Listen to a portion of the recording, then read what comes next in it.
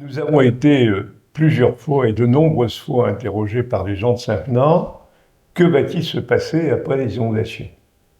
Je rappelle qu'une inondation représente deux vagues, l'une en 2023, fin d'année, qui est une inondation de type classique, l'autre en 2024, qui est une inondation par débordement et manipulation sur les cours supérieurs par rapport à Saint-Venant, qui a entraîné une surinondation par utilisation abusive du Goarbec de la part des communes amont.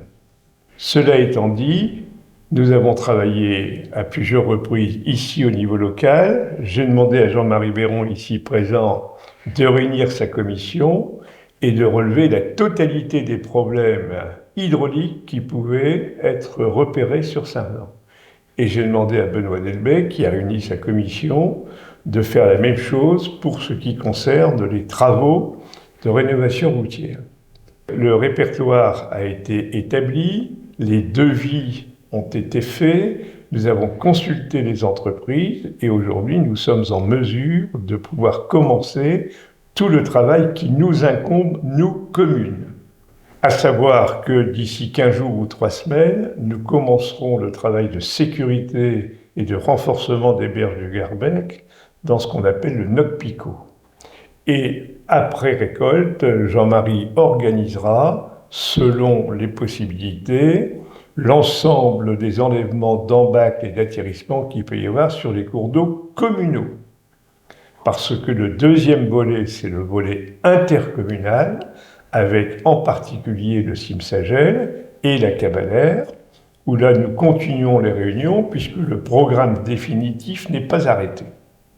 Cela dit, pour ce qui me concerne en tant que maire de Saint-Venant, mais aussi en tant que président du comité de bassin, je peux vous annoncer dès maintenant que pour ce qui concerne la liste canalisée, la totalité des points de fragilité sera traitée entre novembre 2024 et mars 2025, ce qui permettra de sécuriser beaucoup mieux cet espace-là et d'augmenter sa capacité de rétention en cas de risque d'inondation. Sur le détail des opérations, nous le mettrons sur la page Facebook d'ici une quinzaine de jours. Il nous reste quelques points à ajuster, mais je voudrais insister sur un dernier point, qui est celui du PCS, Plan communal de sauvegarde. Jusque maintenant, nous avions un plan communal de sauvegarde spécifiquement dédié au temps fort d'inondation. Nous réunissions l'ensemble des personnes concernées et nous répondions à la totalité des demandes d'évacuation, etc., etc. Nous sommes en train, sous l'égide de Benoît Delbecq et de Jean-Marie Béron et de moi-même, nous sommes en train de changer le PCS et d'en faire un plan communal de sauvegarde, mais également de prévention, d'éducation et de sensibilisation. Ainsi, par exemple, ça commence là où nous avions un atterrissement sur la Démingue. La Démingue est un fossé intercommunal.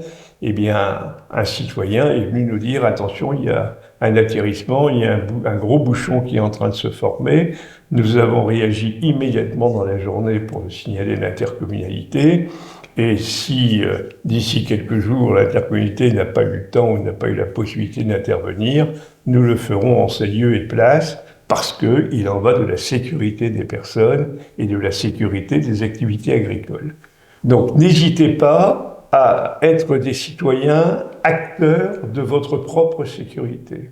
Vous voyez un dépôt sauvage quelque part, vous le signalez immédiatement à la mairie. Nous avons un garde particulier qui suit ses affaires au quotidien. Alors c'est vrai que de temps en temps, il peut peut-être apparaître comme étant intrusif par rapport à nos habitudes, mais le principe fondamental qui est mis en place, c'est la sécurité des personnes et des biens et l'augmentation de cette sécurité par des mesures simples ou structurelles.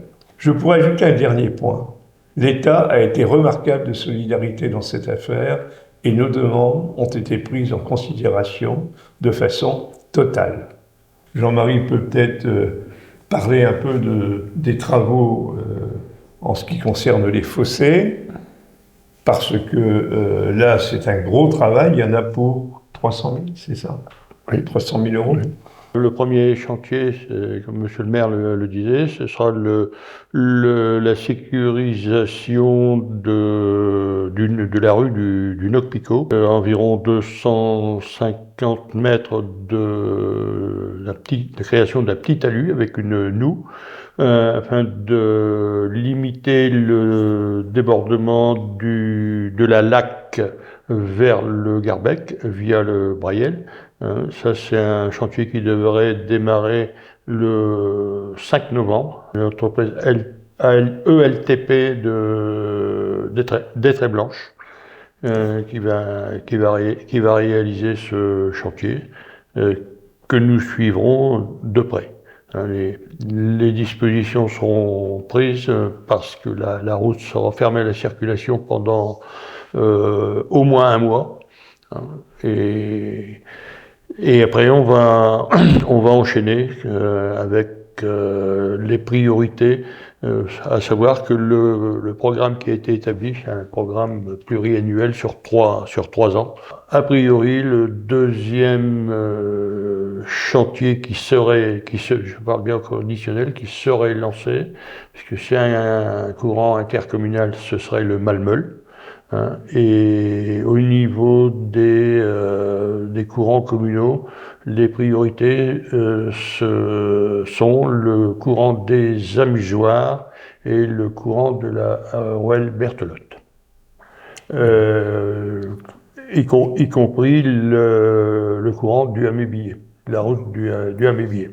Et tout en précisant que nous continuons à ferrailler au niveau intercommunal pour obtenir l'inscription de la vieille Lys depuis son origine, Aire-sur-la-Lys, jusqu'à sa confluence à Saint-Floris avec les autres courants. Voilà, à votre disposition, si vous avez des questions, n'hésitez pas, nous sommes là pour vous répondre et surtout pour vous écouter.